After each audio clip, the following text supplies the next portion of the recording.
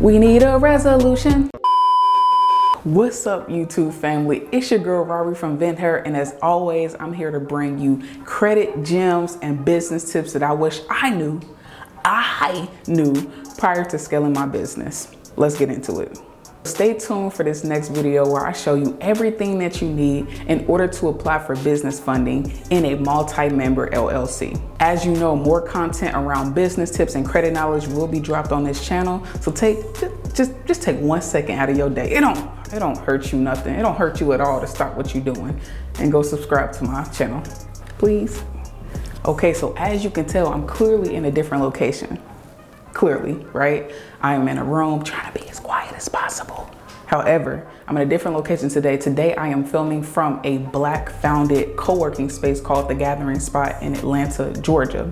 Now, I chose this space because I wanted to check it out and see how it is and see how recording in this space felt in case I wanted to create more YouTube content in here or eventually a podcast.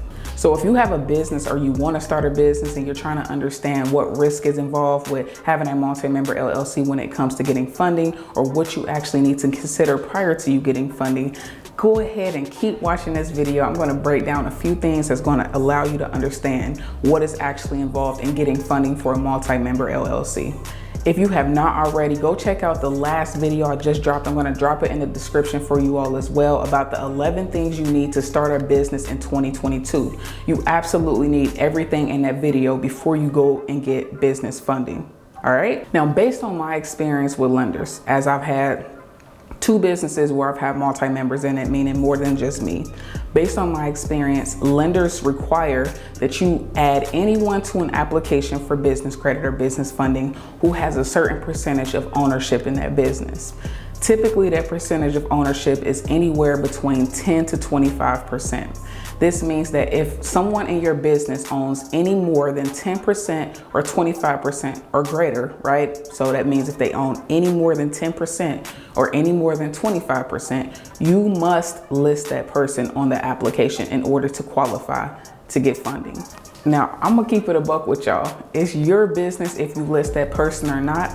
From my experience, I have seen that some people are able to skirt around listing people because the lenders didn't actually check who was in their business. But I want you all to err on the side of caution with doing something like that because there's a lot of risk involved. And this is not financial or legal advice, but I am letting you know right now, if they ask you to list a person who owns 10 to 25% or greater in the business, then you must list them in order to legally be compliant while completing that application. Now, there are ways around not having to list people on the application if you have a multi-member LLC. And the reason why I'm bringing this up is because you actually might have an LLC where you or your business partner don't have great credit. And when they're considering both of you all's application, you or that other person's bad credit may disqualify you all from actually getting funding. So I'm going to give you 2 recommendations on what you can do to avoid having to deal with those things should you want to get funding for your business. So the first thing you are able to do when you are looking to apply for funding in avoidance of having everyone be on the application is 1, completely remove them from the LLC. Whoever has the worst credit, just remove them from the LLC. Why would you do that? Because the lender is going to require anybody specifically who has 10% ownership or 25% or more ownership of the business to be listed on the LLCs on the application, right? And so when you remove them from the LLC, they no longer have to be added on your funding application simply because they're no longer a part of the business.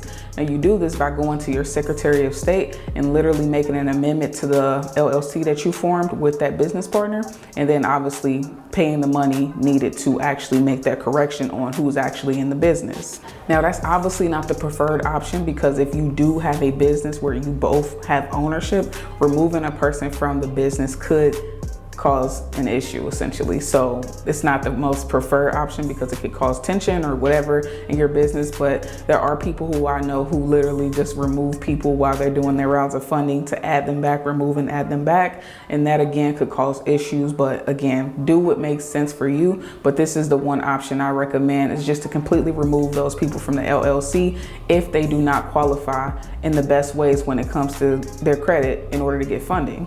And obviously, they could just work on their credit and you all could apply together. The second option you have is to make an edit to your operating agreement. Now, if you don't know what an operating agreement is a document which you can file with your Secretary of State, which literally designates what is included, who is included, and the specifics of your business. Your operating agreement goes hand in hand with your LLC in order to show how your business operates. And so most states don't require that you actually file an operating agreement with your LLC. However, I highly recommend that you do that, especially when you have a multi-member LLC, because it shows the percentage of ownership as well. Now, if you're following me, your operating agreement designates how much percentage ownership each person in the LLC or each entity in the LLC has. Now, with that being said, let's say that there are two people in the LLC. When you all first got started and you created an operating agreement, there was 50% ownership from each person. Now, let's say one person doesn't have the best credit. Well, you will reduce their percentage of ownership in the operating agreement to under the percentage required by that bank. So what that means is if that bank requires 25% or more of ownership in an LLC, and that means that essentially you have to document them on that application, what you'll have to do essentially is reduce their ownership to under 25%, which means 24% or lower.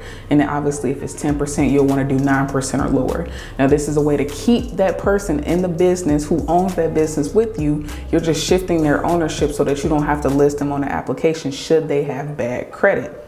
Now, this is what you will do in the case that essentially you have a multi-member LLC and obviously one person has bad credit, or essentially you have a multi-member LLC and one person doesn't want to take the risk or liability involved with going to go get funding, simply because when you all are going to go get business funding, more than likely you all are going to have to use your credit, whether it be PG, which stands for personally guaranteed or personally guaranteed business credit, or non-PG, which stands for non-personally guaranteed or guaranteed business credit. Now, updating that operating agreement is a legal way of actually changing ownership percentages in your business. But obviously, like mentioned earlier, this document goes hand in hand with your LLC formation. And so again, this is what you do to legally get this updated and to actually show and reflect the percentage of ownership in your business, so that when you're completing these applications, you don't have any issues or too much liability involved for incorrectly stating or falsifying information.